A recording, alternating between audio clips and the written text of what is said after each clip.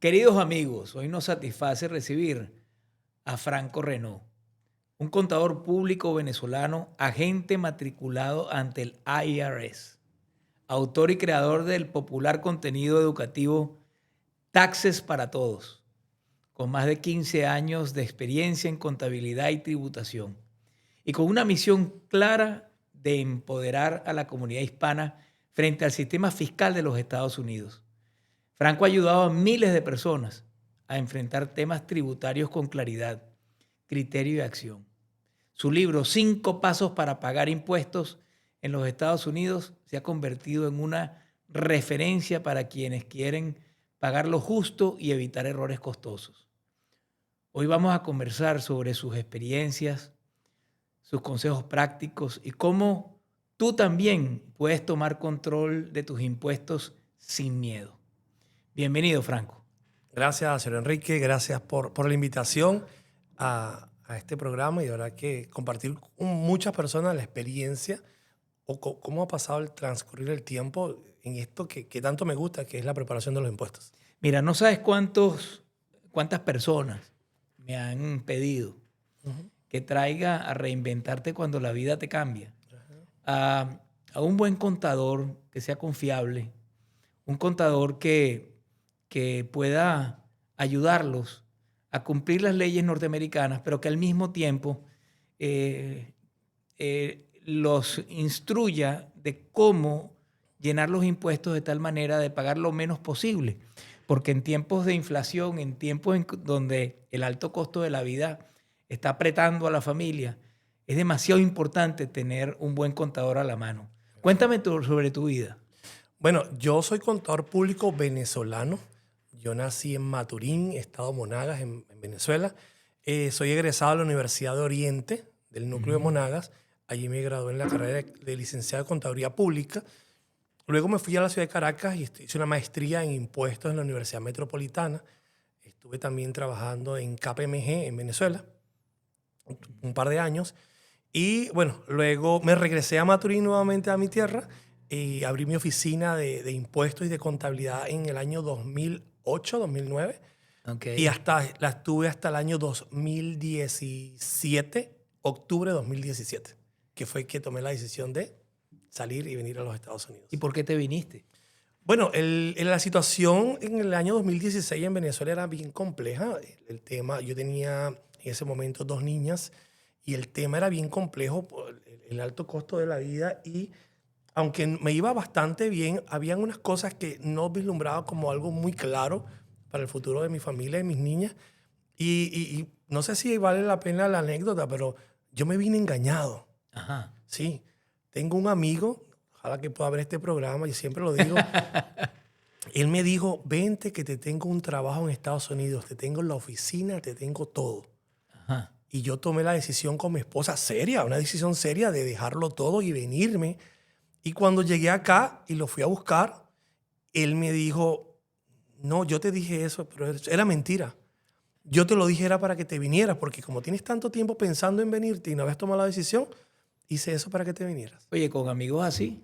Pero a este momento Dios utiliza a personas un poco extrañas, pero para cumplir un propósito. Yo creo que esa persona cumplió ese propósito. Y yo tomé la decisión y me dijo, tú lo puedes hacer. Aquí está, te voy a ayudar con esto. Me dio las llaves de un carro. No puedes hacer Uber o Lyft, me dijo, porque no, el carro no va para eso. Ah, Pero yo sé que tú vas a poder. Y yo creo que con la ayuda de Dios y con esta persona que utilizaron como instrumento medio extraño, sí, sí, sí. logré muchas cosas acá. Pero entiendo que tú llegaste aquí a los Estados Unidos con tu título, Ujú. pero con ese título no podías ejercer. No podía ejercer con el título. Entonces, bueno, como toda persona, o sea, obviamente se hizo lo que se pudo. Yo llegué en el mes de noviembre del año 2017 y pues como todos, tuve aquí un mes viendo qué es lo que pensaba hacer. Obviamente sin una autorización para trabajar era complicado y logré llegar a una oficina de CPA acá en los Estados Unidos, Explica qué es CPA. un contador público certificado Ok. acá en los Estados Unidos, una oficina que está en la ciudad del Doral, y le mostré cuál era mi hoja de vida, mi currículo a esa persona, y me dijo, yo tengo 6 meses orando por una persona con las credenciales que tú tienes. Y me dio la oportunidad y me dijo, es que yo no tengo papeles. Él me dijo, yo te voy a sacar tu visa de trabajo. Y apliqué a la visa de trabajo por esa empresa y me la aprobaron. Ok, y bueno, allí me imagino que no podías todavía firmar porque no tenías el... Claro, el tema acá en los Estados Unidos es un poco diferente y ¿Cómo yo fue siempre, eso? yo siempre le digo a las personas que hay que investigar bastante bien porque en Estados Unidos, a diferencia de otros países, o por lo menos en Venezuela, el contador público certificado, casi que la mayoría de las personas tenían que graduarse de contador público certificado e estar inscrito en el colegio de contadores para poder trabajar. Aquí es un poco diferente. Aquí, Ok. aquí cualquier persona que tenga conocimientos contables puede hacer contabilidad, puede preparar impuestos, mas no puede firmar estado financiero, que es una diferencia muy grande realmente, porque cuando necesita un estado financiero que lo firmen, cuando el estado financiero va a ser auditado, una revisión limitada. Obviamente yo tengo todos esos conocimientos porque soy contador público de profesión, ¿no? De carrera, ¿no? Pero realmente una persona que llega con una profesión administrativa, administradores que son tal vez ingenieros algunos, pueden hacer impuestos, pueden hacer contabilidad si aprenden a hacer contabilidad y si aprenden a hacer impuestos. Y básicamente lo hacen como una teneduría de libros. Ok, y hoy día entiendo que tú estás certificado incluso para representar a un cliente frente al IRS. ¿Qué Sí. tuviste que hacer para eso? Claro, cuando te conviertes en preparador de impuestos, puedes hacer contabilidad y puedes preparar impuestos. Sin embargo, representar a un contribuyente ante el IRS implica que tú tienes que defender una posición de tu contribuyente, dependiendo si es una auditoría, una revisión, unas penalidades, y que tienes que tener el conocimiento en materia de impuestos, ¿no? Entonces, yo presenté un examen que se llama un Enrolled Agent, un agente matriculado ante el IRS. Son 3 exámenes que se presentan y si apruebas los 3 exámenes, te dan la credencial o una licencia que te permite representar a contribuyentes ante el IRS.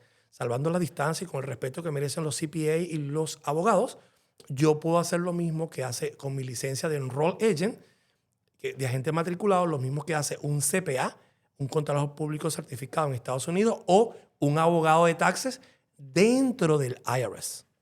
Ok, pero para entenderlo bien, danos, por ejemplo, una persona que le debe al IRS Ajá. y quiere ver cómo negocia esto o cómo Lo logra soluciona. una disminución de su deuda con el IRS. ¿Tú lo puedes representar? Sí, yo puedo representar a esas personas. De hecho, cuando una persona tiene una deuda como el IRS, lo primero que hacemos es evaluar de dónde proviene la deuda, porque a veces las deudas que tienen los individuos tal vez ni son de ellos. Pudo haber sido por un error matemático, pudo haber sido que le robaron la identidad, pudo haber sido un error del IRS, pudo haber sido una auditoría nunca representada. Entonces, lo primero que hacemos es evaluar la deuda. Y en función de lo que diga el análisis de la evaluación de la deuda, podemos sugerirle al cliente, o bien sea hacer un plan de pago, que sería lo más sencillo, o una representación para ayudarle a disminuir la deuda. Hemos ayudado a personas a disminuir la deuda. $500,000. Una señora debía $500,000 por un problema que tuvo con una casa y terminó pagando $500. Recientemente un señor que debía $116,000, lo ayudamos en una representación, terminó pagando $1,670, un señor de Texas. Lo pudimos ayudar. Y lo bueno de la licencia que yo tengo ante el IRS, que es una licencia federal O sea, que tú puedes representar a una persona de otro estado. de cualquier estado de la nación. Qué interesante. A diferencia de un abogado y de un CPA, que las licencias son locales, la licencia que yo tengo es una licencia federal. Franco, la razón por la que te invité a reinventarte es porque hay personas que tú les has prestado sus servicios y han quedado muy contentos porque realmente han logrado descuentos significativos con respecto a la deuda que tenían. Ujú. ¿Cómo hace la gente para localizarte? Bueno, yo tengo mi oficina en la ciudad del Doral. En la ciudad del Doral está en el 2500 Northwest 107 Avenida, en la ciudad del Doral. Realmente está en el centro del Doral, ahí en la 107 Avenida.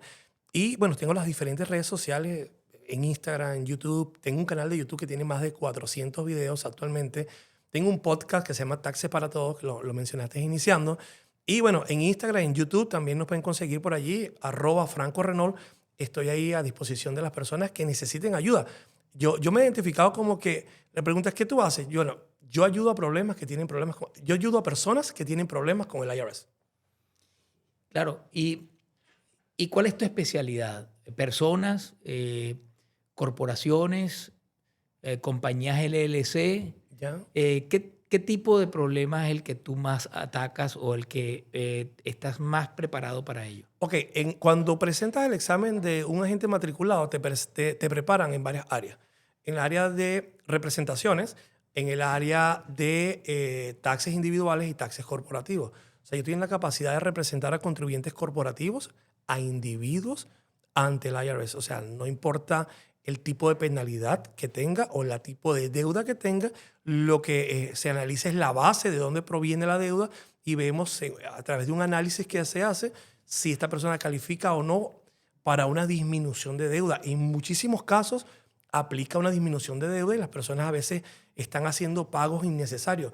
Me ha pasado recientemente con algunos clientes que llegan con deudas con el IRS y de repente yo le digo, ¿tienes un plan de pago? Y me dice, sí, ¿cuánto? No sé, $1,500, lo que sea que están pagando. Yo le digo, ¿te puedo hacer una pregunta? Cuando te toca pagar los $1,000 al IRS o los $500 al IRS, ¿es del tipo de persona que tapas un hueco para abrir otro? Le explico, o sea, ¿tienes que dejar de pagar algo para pagar la deuda del IRS? Y me dice, bueno, sí, a veces me pasa. Entonces, tú realmente no estás solvente. Tú lo que estás es sobreviviendo. Entonces, Correcto. en esos casos, el IRS permite algunas herramientas que yo puedo utilizar para poder ayudar, bien sea a hacer un plan de pago por menor cantidad a lo que estás pagando, si es que no puede haber una negociación, o simplemente ver cómo podemos disminuir esa deuda que tú tienes y no es a lo que Franco quiera, es lo que a un análisis financiero que se hace de la situación particular en el momento al contribuyente. Tú le haces ese análisis a la persona y lo sometes ante el IRS. Sí. Ahora, te dan una cita, me imagino, y ese día vas tú con la persona afectada. No, realmente el contribuyente nunca... cómo es el proceso? El proceso es que el contribuyente me firma una autorización o un power of attorney, un poder de representación. Yo contacto al IRS y les digo que estoy representando al contribuyente. Luego de eso, analizo la deuda al 100%, veo exactamente si la persona a qué califica. Bien sea, hay personas que pueden calificar a un plan de pago. Entonces hay un plan de pago mínimo o lo que el cliente pueda pagar según su condición financiera. O simplemente el cliente no puede pagar. La puedo colocar la deuda no colectable. No me toques todavía porque no tengo dinero. O simplemente digo, ¿sabes qué? Este contribuyente ni que quiera va a poder pagar esta deuda. Entonces vamos a una negociación de la deuda. Entonces yo preparo todos los papeles, la someto al IRS y el IRS me contacta directamente a mí y siempre le envía una copia al contribuyente. Importante que las personas sepan que el IRS nunca se comunica con la persona por llamada telefónica. Siempre le envía cartas. Okay. Entonces, una vez que el IRS me envía una carta a mí, le envío una carta al contribuyente para que esté enterado. Pues. Esté enterado cómo va su caso, ¿no? Okay. Entonces, el contribuyente, una vez que me da el poder, ya no se conecta con el IRS, yo soy el que llevo toda la representación. Entiendo que hay una presentación para las compañías el 15 de marzo y hay para las personas en el 15 de abril. Sí. Pero, o sea, estamos ya más o menos a 3 semanas del 15 de marzo Sí. y a casi 2 meses del 15 de abril. Cuando están llenando la planilla, en el caso vamos a irnos a personas, están llenando su planilla junto con su contador o solos. ¿Cuáles son los errores en donde por lo general la gente cae y entonces termina pagando más impuestos? Claro, uno de los errores más comunes cuando las personas tienen un negocio, hablando particularmente de ellos, es que tal vez no eligen la forma de tributar correcta. Porque muchas personas a veces creen que crear una LLC es solamente crearla y empezar a trabajar. Y no saben que es la forma más cara de pagar impuestos. O sea, una LLC de un solo miembro. Porque si tú haces Uber, construcción, limpias piscinas, limpias jardinería y cobras a través de una LLC de un solo miembro, entonces tienes que pagar mucho más impuestos. Y muy sencillo. En este país, igual que en Venezuela, pagábamos el régimen prestacional de empleo o el paro forzoso y el Seguro Social. Aquí también se paga lo mismo, Social Security y el Medicare. Entonces, cuando trabajas independiente, entonces tú no te descuentan esa seguridad social o ese pago del Medicare. Entonces, cuando haces tu declaración de impuestos, en una LLC de un solo miembro tienes que pagarlo. Adicional a eso, tienes que pagar el income tax. Entre una cosa y la otra se te están yendo 22% de taxes. Wow. Y es muchísimo. Entonces, ese es un error muy común que cometen las personas porque creen que la LLC del primo es igual a la del amigo, que le fue bastante bien. Otro error muy común... Espérate, para entenderte eso de la LLC.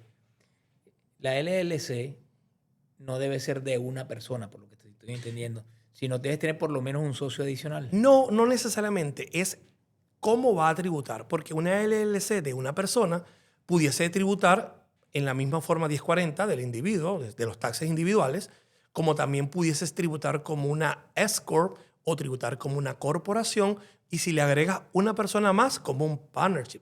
Dependiendo de la actividad que realice la persona y tal vez cuánto sea el margen de ganancia, se toma la decisión. ¿Y eso es a discreción? No, eso es un análisis que se hace. Pero entonces las personas, como desconocen de todo esto, simplemente se van por la primera opción que le dijo el primo y terminan pagando mucho más impuestos.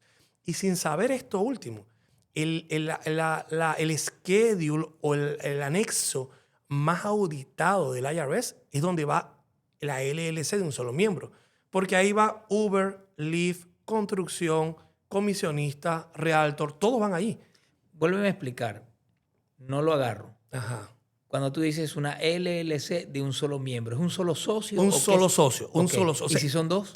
Entonces ya los impuestos se hacen de manera aparte y se llama una LLC de 2 miembros o más, tributa con la forma 1065 de un partnership. O sea, que es un negocio, pero sus impuestos van desligados de la declaración personal. Ok. Son unos impuestos aparte.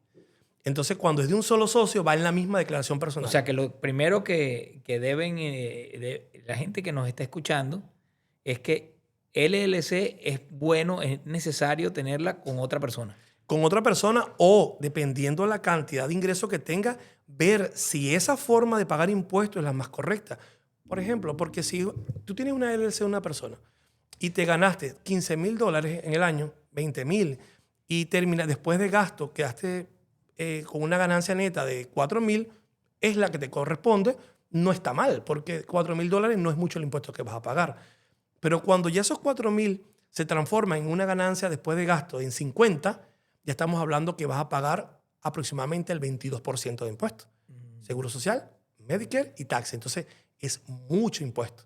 Entonces, ahí, en ese momento, elegimos tributar de una manera diferente. Que es con otro socio.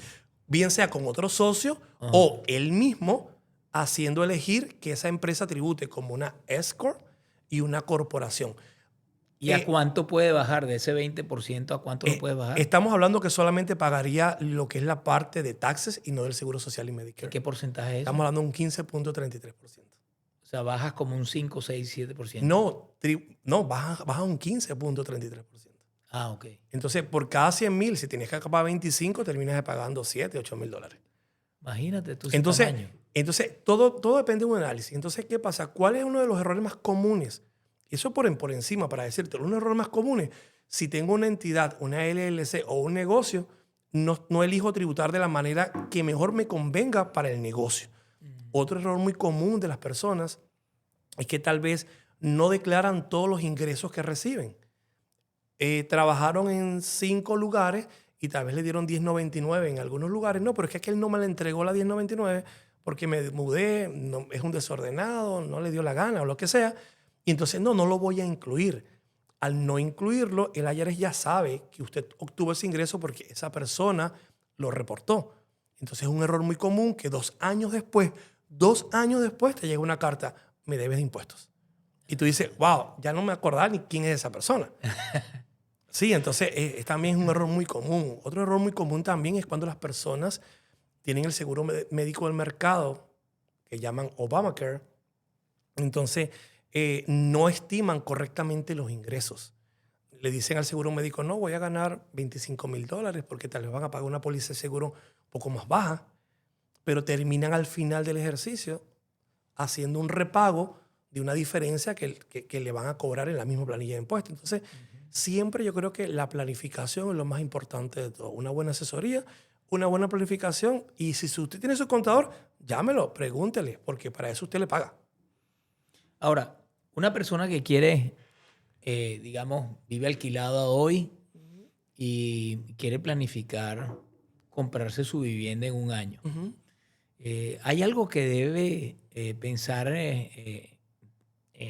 previo para ir planificando y hacerlo bien de tal forma de que los impuestos en el futuro no lo afecten tanto? Claro, yo creo que la persona si quiere comprar una propiedad, no es que se despertó hoy, ¿sabes qué? Quiero comprar una casa mañana. Porque tiene que evaluar cuáles son los impuestos, cómo son sus impuestos. Ahorita en el mercado hay muchas opciones para comprar propiedades, bien sea por un programa de estados de cuenta de banco, un programa con declaraciones de impuestos. Pero si lo quieres hacer con la mínima Danos ejemplos inicial, para poderte entender. por lo menos una persona que quiera comprar una propiedad con una mínima inicial del 3.5 o 5% de entrada, Ujú.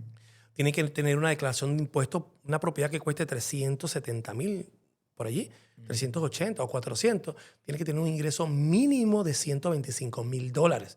Bien sea una declaración conjunta o si es soltero, $125,000. Entonces, imagínate que esa persona, $125,000, pero tenga una LLC de un solo miembro. Estamos hablando que son $125,000 que va a tener que pagar aproximadamente el 25% de taxes de eso. Es un absurdo. ¿Y entonces qué debe hacer? Entonces, en esos casos, hacemos la estructura para que esa persona empiece a trabajar con su LLC, se le hace su planificación, se le hace que esa LLC se elige tributar como una S-Corp, se le saca un salario razonable a esa persona y el restante del salario, de la ganancia que tenga, se la va a distribuir como ganancia. Esa ganancia, una S-Corp, no paga seguro social ni Medicare. Entonces, te estás ahorrando una cantidad significativa de dinero. O sea, te estás ahorrando exactamente, puede que te estés ahorrando un poco menos de la mitad de impuestos. Entonces, en estos días ayudamos a un contribuyente que iba a comprar una casa. Hay muchas casas que están ahorita aquí en Miami, en la salida 1 de Homestead, y la persona calificó. Él el año pasado vino a una asesoría, le planificamos, él tiene un negocio de instalar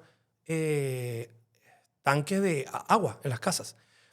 Una persona trabajadora. Sí, sí, sí. Entonces, él va a comprar su casa en Homestead, entonces la declaración de impuestos le dio una ganancia de $125,000. Pero ya habíamos planificado en el año 2025 que él se iba a comprar una unidad, una camioneta para el trabajo. Con la modificación de la ley de impuestos acá del año pasado, me va a permitir rebajar al 100% el costo de la camioneta, que fueron $79,000. ¿Qué quiere decir esto? Que aunque él se ganó 125, ya con esa deducción de 79 va a pagar impuestos como por $30,000 nada más. Terminó pagando $4,530 de impuestos de una declaración de $125,000. Y esa misma declaración le permitió calificar para la compra de su casa. Fíjate tú. ¿Y lo compró a través de la LLC o a través personal? A través de la LLC, Ok. pero que elegimos tributar como una S-Corp. Entonces, todo lo que hay que planificarlo. Ese señor, quedé sorprendido. ¿Se planifica con el contador o, por ejemplo, contigo? ¿Se planifica eso? Claro, se tiene que planificar con la persona que te ayuda con la contabilidad, la persona que te ayuda con los impuestos. En mi oficina hacemos contabilidad, hacemos impuestos, planificaciones y nuestra tacita de oro es la resolución de problemas con el IRS, las personas que tienen problemas de deudas con el IRS. ¿Y son muchos? Sí, bastante. Y ahorita en estos últimos tiempos, porque todo es como una Danos ejemplos de Mira la vida clientes real. que llegan y tocan la puerta. Mira la vida real. Las personas utilizan mucho sus tarjetas de crédito como una extensión de su salario. Entonces, se endeudan con la tarjeta de crédito. Entonces, cuando cobran su salario, pagan la tarjeta de crédito y están en ese van y vienen, van y vienen. Llega final de año, entonces tienen que hacer la declaración de impuestos. Entonces, son subcontratistas independientes. Entonces, tienen que pagar impuestos. Entonces, ya en el va y viene de la tarjeta de crédito, lo tienen controlado, pero el impuesto ya es algo accesorio, adicional. Entonces, se le presenta un problema. Claro. Entonces, empiezan a acumular deudas. Un año, otro año, y cuando te das cuenta, ya tienen 3, 4 años de taxes. Hoy llegó una señora que tenía un problema de $27,000 de unos impuestos atrasados y vamos a ver si la podemos ayudar a resolver ese problema que tiene con el IRS. Llegaron 2 personas, hoy llegó otro señor que tienen una situación también particular de $19,000. Si usted debe más de $10,000, yo lo puedo ayudar a tratar a ver si usted califica para negociar su deuda. Ese señor cumple con las condiciones, simplemente con una entrevista que le hice, vi que cumple con las condiciones y vamos a poder ayudarle a resolver su problema con el IRS. ¿Cuál es un ejemplo del caso en el que más te ha llamado la atención? Bueno, lo que pasa es que cuando las personas se descuidan con el tema del IRS, muchas personas a veces se mudan, entonces no abren las cartas del IRS, le da miedo, piensan que el IRS nunca los va a tocar. Y esto pasa por lo siguiente. Cuando la persona tiene... No hablen las cartas. No abren las cartas del IRS, les da miedo. ¿Las botan? No, las botan o las llevan así. No, eso me llegó hace 2 años. No se atreven a abrirlas. No se atreven a abrirlas. Entonces, ¿qué pasa con esto? Muchas personas dicen, bueno, me llegaron esas cartas, pero el IRS nunca me ha dicho nada. Lo que pasa es que no saben por qué el IRS no le ha dicho nada. Es porque seguramente tiene impuestos pendientes y el IRS no sabe cuál es su última dirección. Y Claro. el IRS no te envía cartas nuevamente. Y entonces, como no te puede localizar, coloca la cuenta como uncollectable. O sea, la pone ahí como pendiente. En cualquier momento que tú saques una declaración, ahí voy yo. Entonces, o simplemente han hecho declaraciones de impuestos tan bajas, que el IRS simplemente, sin mandarle una carta, le dice, ¿sabes qué? La voy a poner como que pendiente. que está pendiente porque tiene bajo ingreso y no lo voy a fastidiar. Y no es que tu problema desapareció. Es que tu problema el IRS lo puso como ahí en espera, en remojo, a esperar que tu situación económica mejore. Te están esperando en la bajadita. Están esperando en la bajadita, totalmente. Entonces, muchas personas a veces dicen, bueno, pero es que yo trabajo en cash. Y me pagan en cash. Y yo, ¿cómo se va a dar cuenta el IRS que yo no gané eso? Entonces, yo a veces le digo a las personas les encanta decir qué hacen, cuánto gastan. Entonces, yo cuando me dicen eso, yo siempre le digo, mira, ¿dónde vives? Cuéntame, ¿cuánto pagas de renta? ¿Cuánto pagas de luz? ¿Cuántos carros tienes? Wow. Y me pongo a hablar del carro. No, tengo tal carro ahí, qué chévere. ¿Y qué tal ese carro? La experiencia. ¿Y cuánto pagas la cuota del carro? Y le voy haciendo una sumatoria allí medio manual y le digo, mira, así el IRS se da cuenta de que tú le ocultaste ingresos. Usted me acaba, todo tu costo de vida son $70,000, $80,000 al año. Y tú estás haciendo una declaración de $25,000. ¿Tú crees que el IRS no va a hacerlo? Si lo acabo de hacer yo, ¿cómo tú crees que el IRS no te lo va a hacer? Entonces, es muy fácil que el IRS se dé cuenta cuando usted está ocultando ingresos. Porque tienes un estándar de vida muy superior. Usted no puede decir que vive en el 33178 de la ciudad del Doral y ganas $25,000 al año y vive rentado, porque una renta en el Doral Cuesta más que eso. cuesta más que eso. Entonces tienes 2 carros, cómo van los niños a la escuela, cuéntame cómo funciona el seguro médico, tienes seguro médico del mercado, cómo pagas el resto de tu vida. Entonces, hay muchas formas. Lo que pasa es que las personas piensan que el IRS no se va a dar cuenta, pero en algún momento se dan cuenta. Entonces, hay personas que durante más de un año han visto el nuevo gobierno de los Estados Unidos que ha venido anunciando que vienen mejoras para el impuesto. ¿Cuáles de esas mejoras ya están vigentes y cuáles son las que vienen posterior a esta declaración? Bueno, son muchas las mejoras que vienen y que ya están vigentes desde el año 25 hasta el 28. Sí, pero ¿cuáles son? Entonces, tenemos, por ejemplo, en el caso de los individuos, ¿no? De los casos de los individuos tenemos, ahorita aumentó el crédito por niño, que era $2,000, aumentó a $2,200. ¿Qué otra cosa aumentó? Las personas que compraron vehículos ensamblados en Estados Unidos van a poder deducir hasta $10,000 de los intereses que pagaron en el año. Eso no estaba. Oye, es una buena deducción.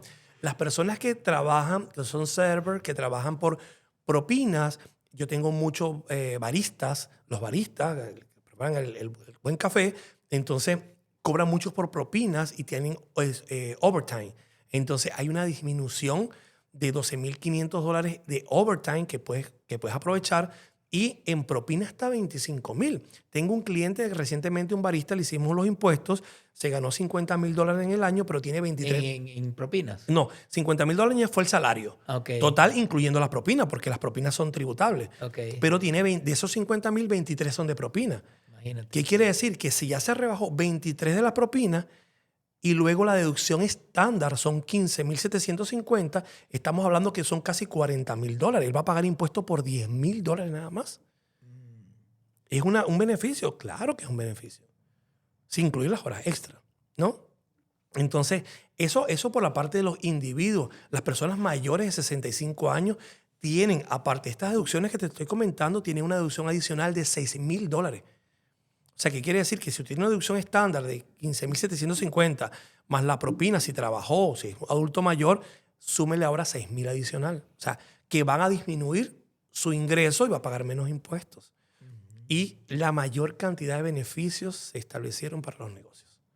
Ok, cuéntanos. Para los negocios hay muchos beneficios, sobre todo para hablar de alguno de ellos, se trajo a la vida nuevamente una sección del IRS donde te permite, que es el bono, la depreciación por bono o la depreciación adicional.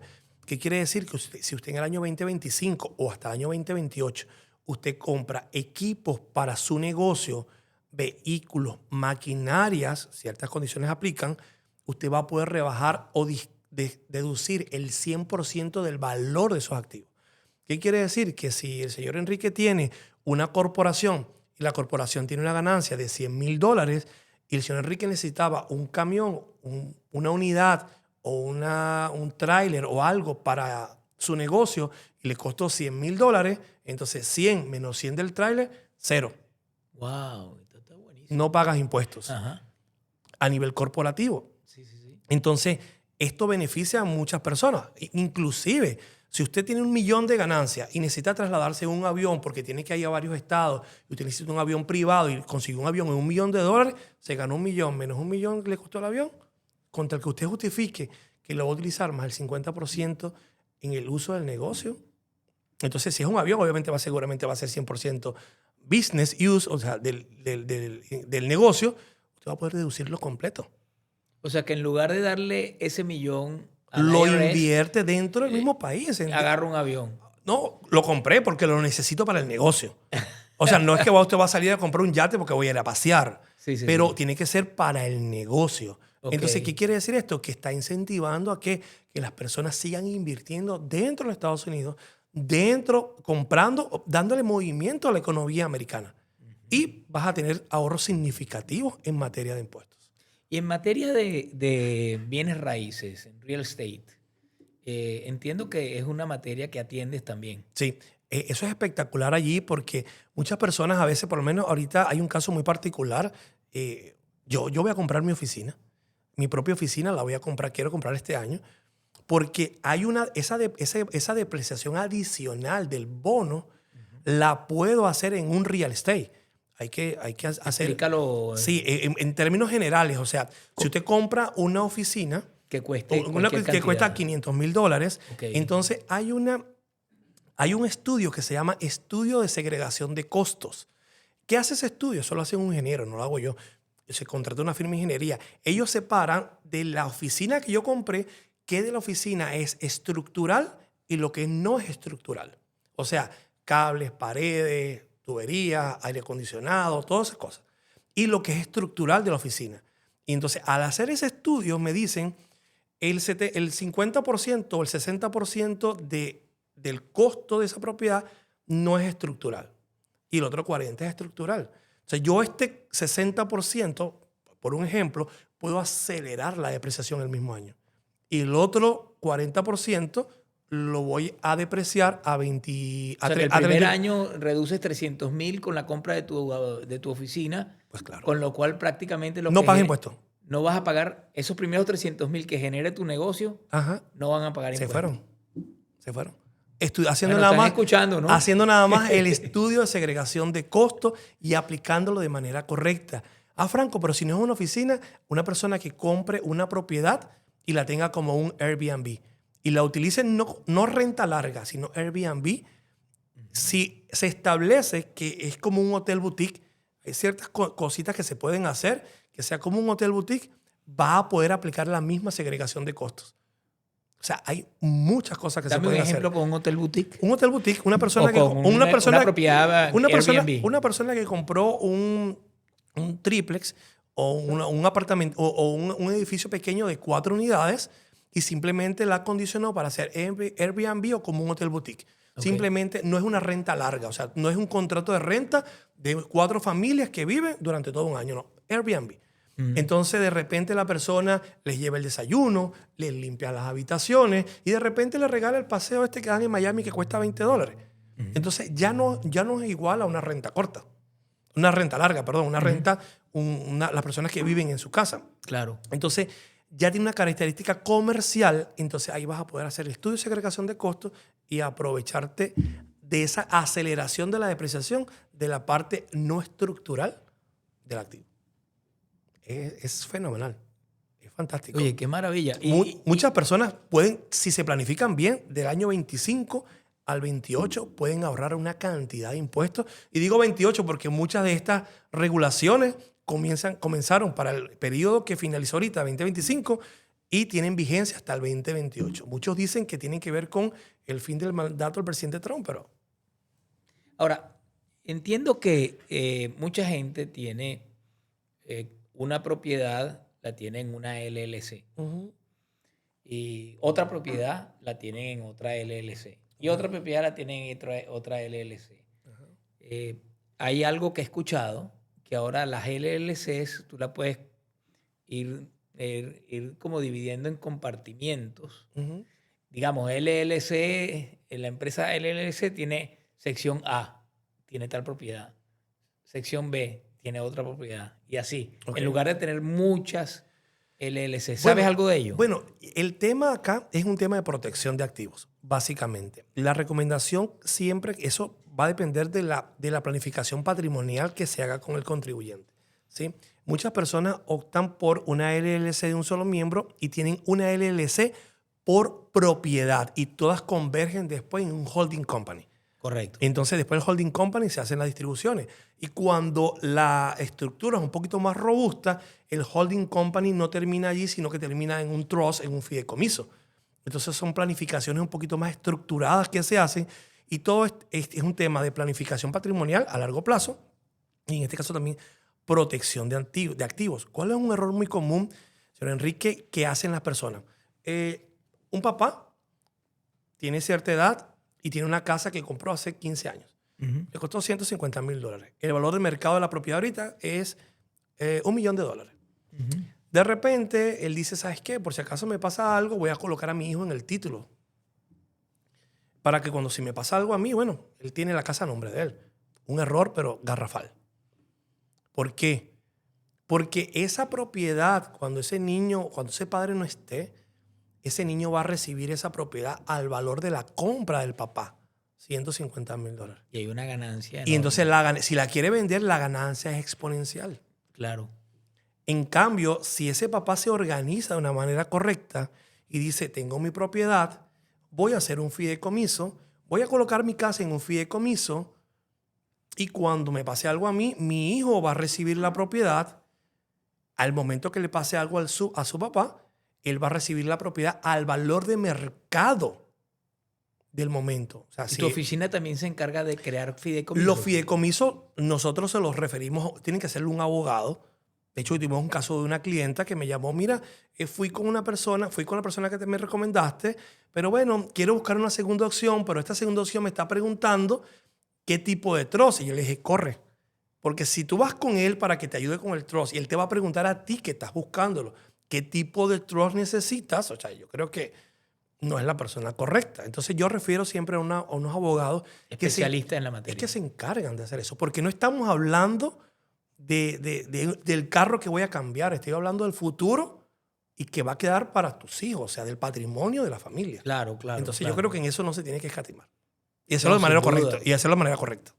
Y un trust, para los que nos están escuchando, un trust, si la persona desaparece, todo continúa como que si no pasó nada, ¿no? No pasó nada y se va a cumplir exactamente lo que usted dejó establecido que iba a pasar en el trust.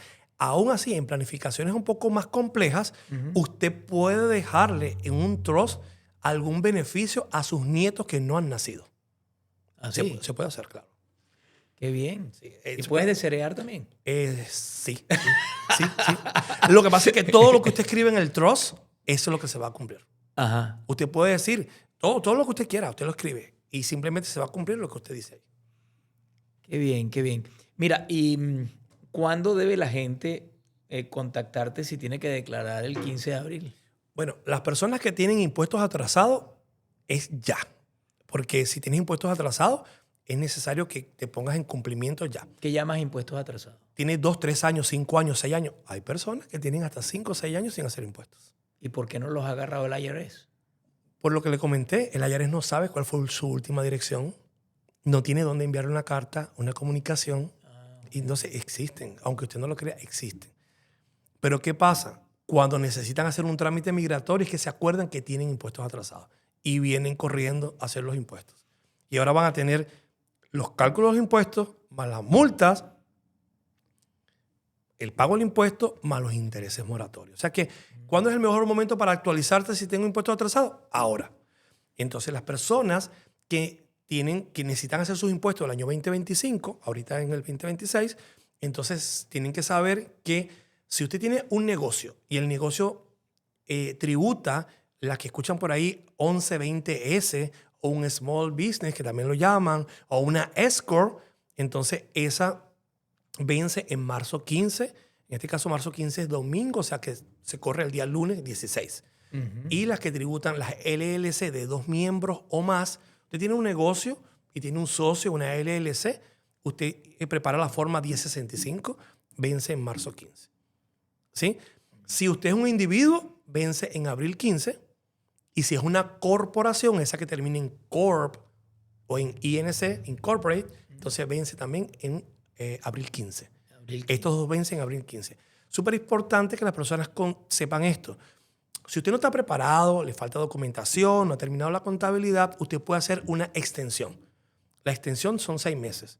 Las de marzo 15 hasta septiembre 15. Las de octubre 15, las de abril 15 hasta octubre 15. Pero tienen que saber algo muy importante. La extensión es para enviar los taxes, no para enviar el pago. El pago tiene que salir siempre antes de abril 15 para que usted no tenga penalidades por pago tardío. Es súper importante que las personas qué interesante. Sí. ¿Cuándo un realtor le interesa contactarte para hacer más eficiente su trabajo? Muchas personas, muchos realtors que tal vez tienen un potencial cliente que necesitan planificarse para comprar una propiedad en un año, año y medio. O el realtor que dice, ¿sabes qué? Tengo un inversionista extranjero que quiere comprar una propiedad en Estados Unidos. Ayúdame porque necesito que le expliques el tratamiento fiscal que va a tener esa propiedad que va a comprar en Estados Unidos. Okay. Porque se escuchaba hace muchísimo tiempo que las personas decían, no, como tú no eres residente de Estados Unidos, tú no tienes que pagar impuestos en Estados Unidos. Correcto. Si el ingreso se ejecutó dentro de Estados Unidos, estás obligado a declararlo. Que pagues o no va a depender si hubo ganancia o pérdida, ¿no? Pero estás obligado a hacerlo. Entonces, ¿cuál es la peor forma de un inversionista extranjero comprar una propiedad en Estados Unidos? A través de una LLC de un solo miembro o a título personal. Es la peor forma. Claro, porque ¿qué pasa? El inversionista, como es extranjero y compró la propiedad a título personal, si ese inversionista le pasa algo, fallece y viene alguien a reclamar la titularidad de la propiedad, tiene que pagar el 40% de impuestos del valor de mercado de esa propiedad. ¿No se le descuenta el costo? No se le descuenta el costo. Es el 40% del valor de mercado de la propiedad. Para liquidarla y usted poder... No puede ser. Entonces, es una locura. Una persona que trabaja, compra propiedades para remodelar y construir y vender, no lo haga a título personal, porque hay un impuesto que es el FIRTA, que es una retención que te hacen cuando eres un extranjero. Correcto. Y entonces, vas a dejar la plata en la casa de título o en el IRS mientras compras la nueva propiedad. Entonces, correcto, sería la peor opción. Entonces, el realtor siempre necesita la asesoría de la persona, del contador, del especialista en impuestos, para saber exactamente cuál va a ser la mejor estructura para ese cliente, dependiendo de qué, de lo que él vaya a hacer con eso. Y sobre todo, ¿dónde la van a registrar? Porque la registren en Florida, pero hay personas que no le gustan porque la información es pública, entonces la registramos en Delaware, en Wyoming. Franco, yo te quiero felicitar por tu preparación y sobre todo por tu compromiso en ayudar a quienes tocan la puerta de tu oficina. Y sobre todo el hecho de que hay tanta gente que necesita aclararse Ujú. con respecto al IRS. Fíjate, tú has dicho, hay gente que no abre las cartas del IRS por temor. Ujú. Hay gente que tiene una deuda enorme y resulta que quizás tienen alguna manera de reducirla. Hay personas que van a comprar una propiedad y no saben cómo hacerlo de tal forma de proteger a sus hijos, a su familia y protegerse a sí mismo. En fin, personas como tú realmente en este país son fundamentales y bueno, te felicito porque eres un Gracias. venezolano que a carta cabal está cumpliendo con su deber. Gracias. Recibe pues mi abrazo y deseos de que sigas en ese camino, ¿no? Sí. Y algo muy particular. El tema, acá estamos hablando de reinventarte, ¿no? Si usted es un latino, usted llegó a este país y usted quiere hacer algo diferente, estudie impuestos. Prepárese. Prepare impuestos. Esta es una carrera que en este país nunca, nunca, nunca, nunca va a terminar. Es difícil. No es, no es tienes que estudiar. Tienes que estudiar, pero es una carrera que puedes utilizar para sacar adelante a tu familia. Y no importa que no seas, que seas administrador, que seas contador, que seas ingeniero, que seas dentista.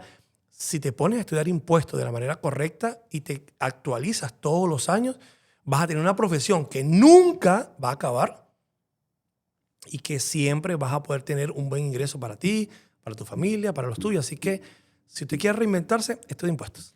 Bueno, gracias, Franco. Bueno, se dan cuenta, hay una manera interesantísima de reinventarte.